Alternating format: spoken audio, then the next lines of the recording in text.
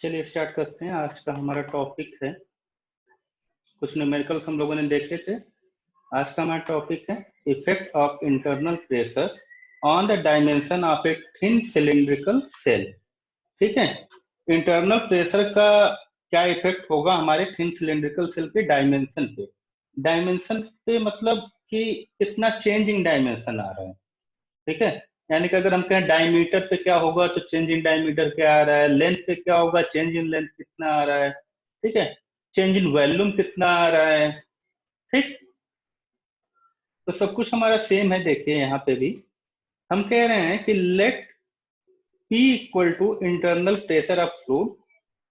ठीक है, L equal to capital L equal to length of cylindrical shell, small d equal to diameter of the cylindrical shell, small t equal to thickness of the cylindrical cell, capital E equal to modulus of elasticity for the material of the cell, sigma one, जैसा कि हमें पता है कि sigma one जो notation use करते हैं हम हूप स्ट्रेस के लिए यूज करते हैं।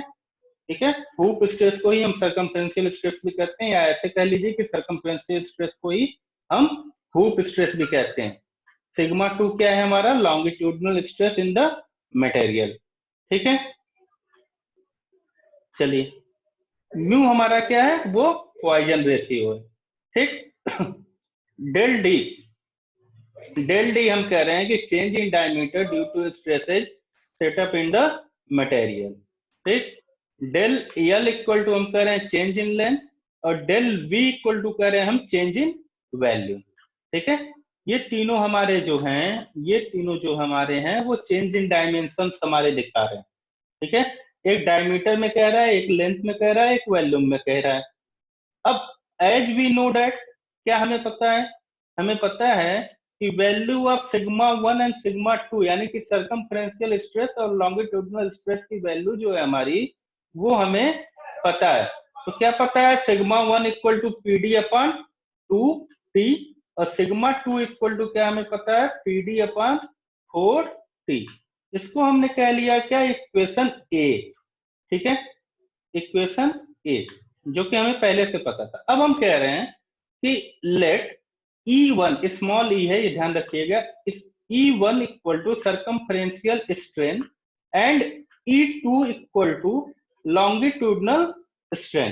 ठीक है, हम कह रहे हैं then circumferential strain equal to, अब देखिए स्ट्रेन इक्वल टू क्या होता है, स्ट्रेन इक्वल टू होगा स्ट्रेस अपॉन यंग मॉडुलस। ठीक है, E equal to sigma upon e, ये हमें पता है। ठीक, ये हमें पता है कि E equal to sigma upon e होता है। ठीक, तो यहाँ पे E1 equal to sigma upon e होना, सिग्मा वन अपॉन ई होना चाहिए क्योंकि सर्कमफ्रेंशियल स्ट्रेन हम ले रहे हैं। ठीक, लेकिन यहाँ पे देखिए माइनस हो रहा है sigma two upon E multiplied by Poisson ratio. ठीक है, क्यों माइनस कर रहे हैं, स्ट्रेन वहां पे क्यों कम हो रहा है, इसलिए हो रहा है क्योंकि हमने क्या किया है, जो हमारा हमारा जो सिलेंडर है वहां पे दोनों का ही इफेक्ट हमारा क्या है, कंसीडर हो रहा है। ठीक है, इस वजह से सर्कम जो भी हमारा मेन स्ट्रेन है उसमें से दूसरे वाले फोर्स स्ट्रेस की वजह से जो हो रहा है चेंजेस, उसको हम क्या कर रहे हैं, माइनस कर रहे हैं। ठीक, तो ये हो गया E1 equal to sigma one upon E minus mu sigma two upon E, equation number one. ठीक है, अब हमें सिग्मा वन और सिग्मा टू की वैल्यू पता है। ठीक, अभी हमने ऊपर लिखा था इक्वेशन ए में, सिग्मा वन की value PD upon two T, sigma two की value PD upon four T. दोनों की वैल्यू हमने क्या किया, यहाँ पे पुट कर दिया। ठीक है, दोनों की वैल्यू जब हमने यहाँ पे पुट कर दिया तो देखिए यहाँ पे PD upon two T E common हो रहा है। ठीक है, पीडी अपॉन टू टी हमने कॉमन ले लिया यहाँ से।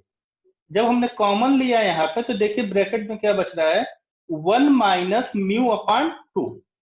ठीक है, क्या बच रहा है, one minus mu upon two. कैसे, यहाँ से ये पूरा कॉमन हो रहा है, वन निकल जा रहा है, माइनस यहाँ पे देखिए पीडी अपॉन टू टी जब होगा तो यहाँ पे म्यू बचेगा, ये वाला म्यू, और यहाँ से टू बाहर होगा तो यहाँ पे टू बचेगा, यानी कि ये म्यू अपॉन टू।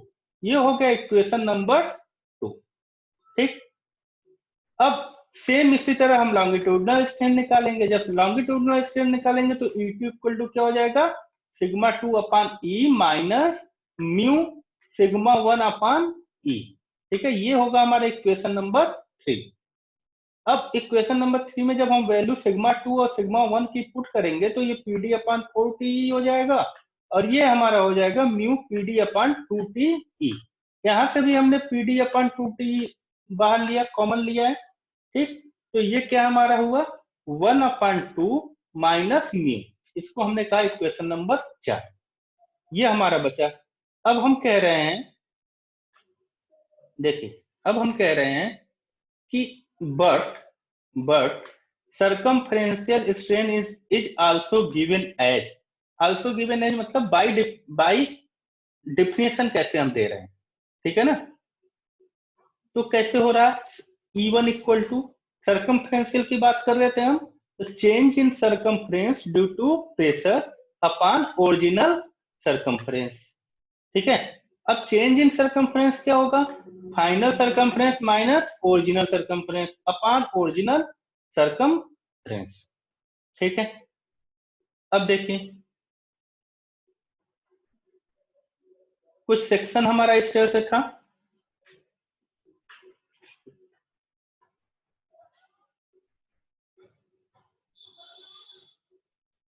तो सेक्शन हमारा इस तरह से था। ठीक है, हम कह रहे थे कि ये डी था हमारा, ये क्या था डी डायमीटर का था।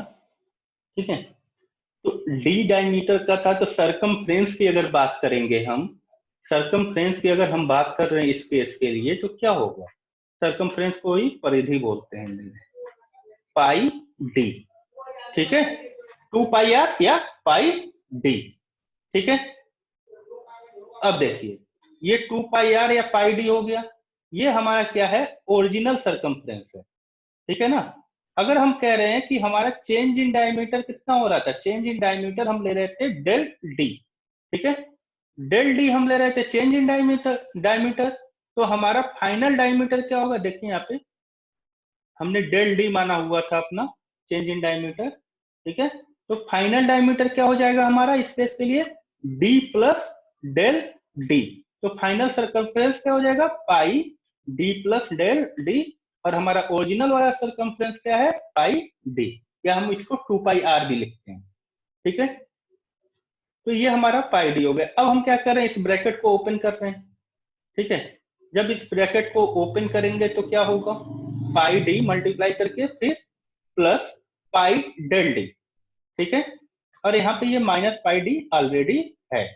ठीक, तो क्या हो रहा है माइनस और प्लस वाला कैंसिल हो रहा है, ये दोनों क्या हो रहा है, ये दोनों हो जा रहे हैं कैंसिल। ठीक है, बचा क्या हमारा pi del D upon pi D, ये वाला। ठीक है, अब इसके बाद क्या हो रहा है, इसके बाद हम इसको फर्दर कैलकुलेशन कर रहे हैं। क्या कर रहे हैं कैलकुलेशन में, हम कर रहे हैं कि पाई डेल डी अपन पाई डी बचा हुआ था हमारा। ठीक है, क्या हो रहा है इसके बाद, इसके बाद ये हो रहा है हमारा कि ये पाई से ये पाई कैंसिल हो गया, तो बचा क्या हमारे पास डेल डी अपन डी, यानी कि चेंज इन डायमीटर है ना, यानी कि change in diameter upon original diameter, change in diameter upon original diameter. ठीक, अब देखिए यानी कि हम क्या निकाल रहे थे, हम बाय डिफिनीशन वाले से E1 निकाल रहे थे। ठीक है ना, और E1 की एक और वैल्यू आई हुई है हमारे पास, ये वाली, ये वाली। ठीक है, इक्वेशन नंबर 2 से। तो देखिए यहाँ पे आगे हम कर रहे हैं कि equating to values of E1, दोनों वैल्यू E1 की हम क्या कर रहे हैं इक्वेट कर रहे हैं।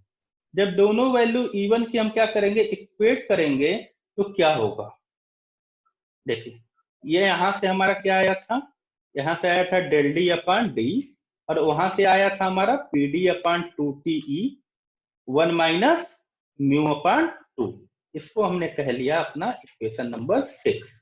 ठीक है, इक्वेशन नंबर 6 के बाद क्या हो रहा है, अब हम कह रहे हैं कि हमने डेल डी अपॉन डी निकाल लिया था, अब d को जब हम इधर मल्टीप्लाई कर देंगे, इस d को जब हम इधर मल्टीप्लाई कर देंगे तो क्या हो जाएगा, हमें मिल जाएगा डेल d, यानी कि चेंज इन डायमीटर। ठीक है, चेंज इन डायमीटर क्या मिलेगा, d इधर आएगा तो स्क्वायर हो जाएगा, यानी कि ये P D square upon 2TE bracket में 1 minus mu upon 2, equation number 7। ठीक है, अब चेंज इन डायमीटर हमारे पास आ गया है। अब हम इसके बाद क्या करेंगे, हम कह रहे हैं कि similarly longitudinal strain also given as क्या, E2 equal to change in length due to pressure upon original length. ठीक, तो E2 equal to del L upon L, ये हमारा हुआ इक्वेशन नंबर 8। ठीक है, चेंज इन लेंथ क्या होगा, डेल एल, ओरिजिनल लेंथ क्या होगा, एल। ठीक है, तो अब यहां से भी इक्वेशन 4 में हमने क्या निकाला हुआ था, इक्वेशन 4 में एक और E2 की वैल्यू हमने निकाली हुई थी, ये वाली। ठीक है, अब यहां से हम U2 की वैल्यू लेंगे और ये हमारी बाय डेफिनेशन जो U2 की वैल्यू आई हुई है वो हम लेंगे। तो यहाँ पे क्या हो रहा है, del L upon L equal to PD upon 2T bracket में 1/2 माइनस म्यू। ठीक है, इन दोनों को जब हम इक्वेट कर रहे हैं तो ये जो कैपिटल एल है ये इधर जाके मल्टीप्लाई हो जा रहा है, तो हमारा डेल्टा एल इक्वल टू क्या मिल रहा है, P into D into L upon 2TE bracket में क्या है 1/2 माइनस म्यू। ये ध्यान रखिएगा, म्यू है, म्यू मतलब पॉइजन रेशियो। इसको हम कह रहे हैं इक्वेशन नंबर 9। ठीक है, हमने क्या क्या निकाल लिया, चेंज इन डायमीटर हमने निकाल लिया है और चेंज इन लेंथ निकाल लिया है। ठीक है, अब दो हमने निकाल लिए, अब हमें निकालना वैल्यूमेट्रिक स्ट्रेन। ठीक है, वैल्यूमेट्रिक स्ट्रेन हमें निकालना है, तो वैल्यूमेट्रिक स्ट्रेन में क्या है, डेफिनेशन क्या है वैल्यूमेट्रिक स्ट्रेन की, वैल्यूमेट्रिक स्ट्रेन की डेफिनेशन है कि it is defined as change in volume divided by original volume, या ऐसे कर सकते हैं कि it is the ratio of change in volume to original volume. ठीक है, तो वॉल्यूम स्ट्रेन इक्वल टू आ गया del B upon B V. ठीक है, ये हो गया इक्वेशन नंबर 10।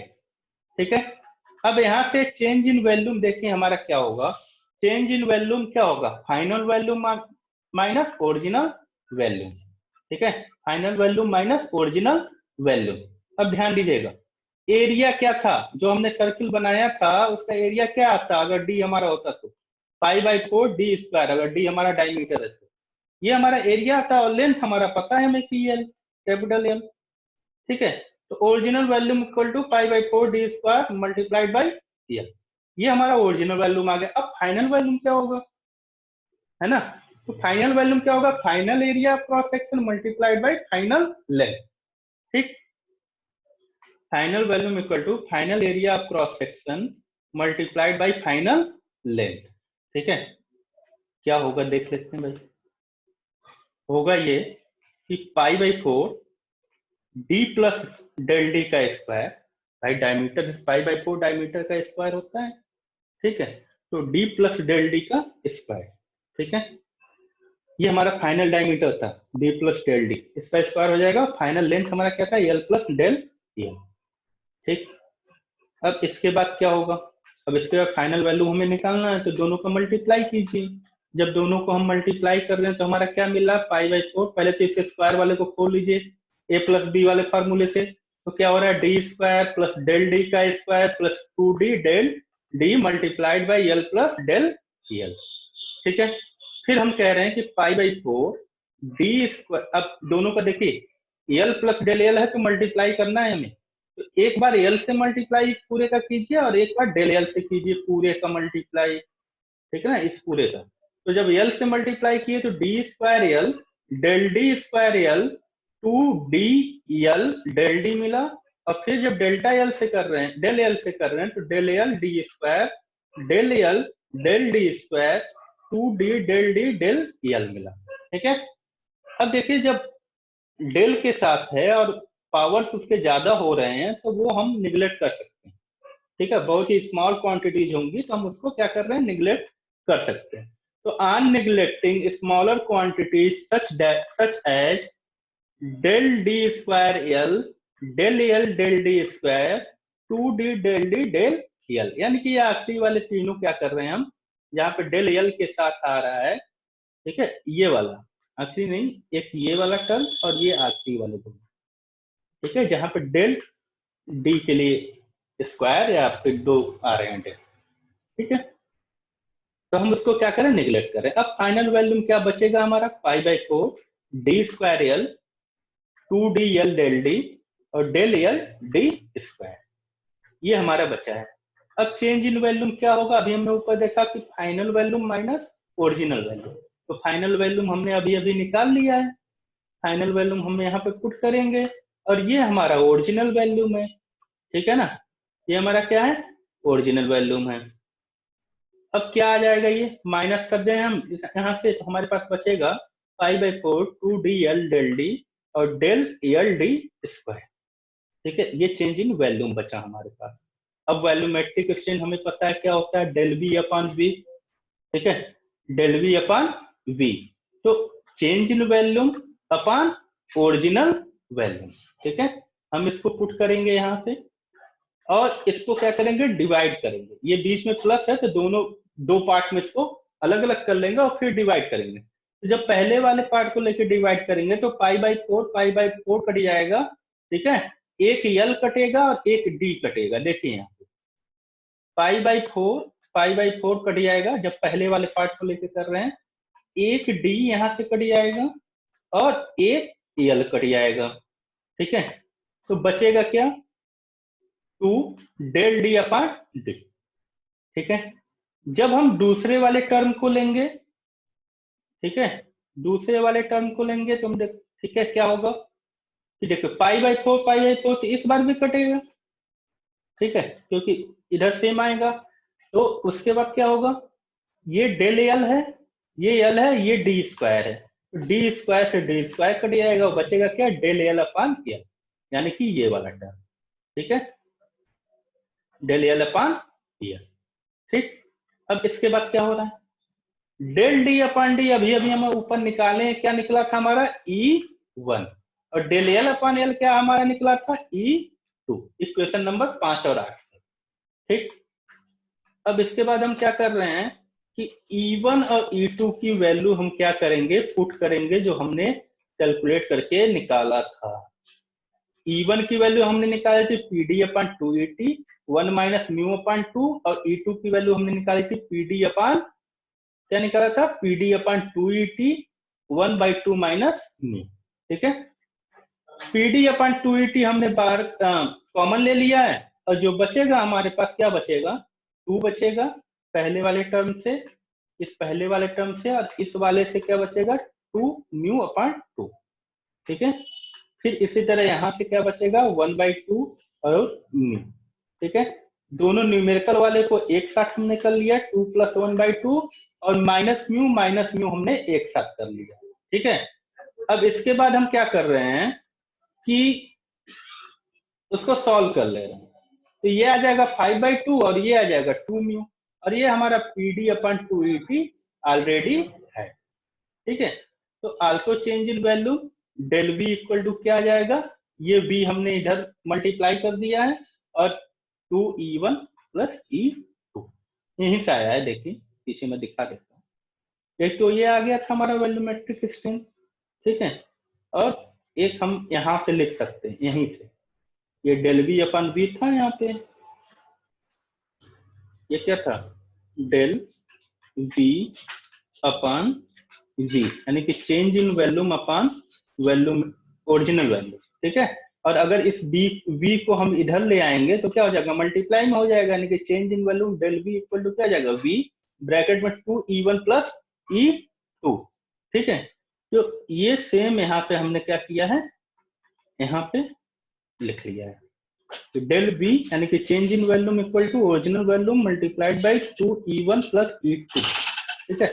E1 क्या था हमारा सर्कमफ्रेंशियल स्ट्रेन और E2 क्या था हमारा लॉन्गिट्यूडिनल स्ट्रेन, ठीक।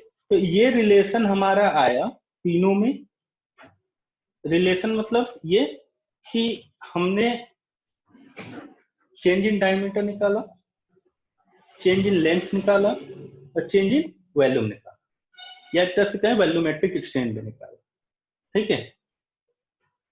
ये आपके एग्जाम में पूछता है, ठीक।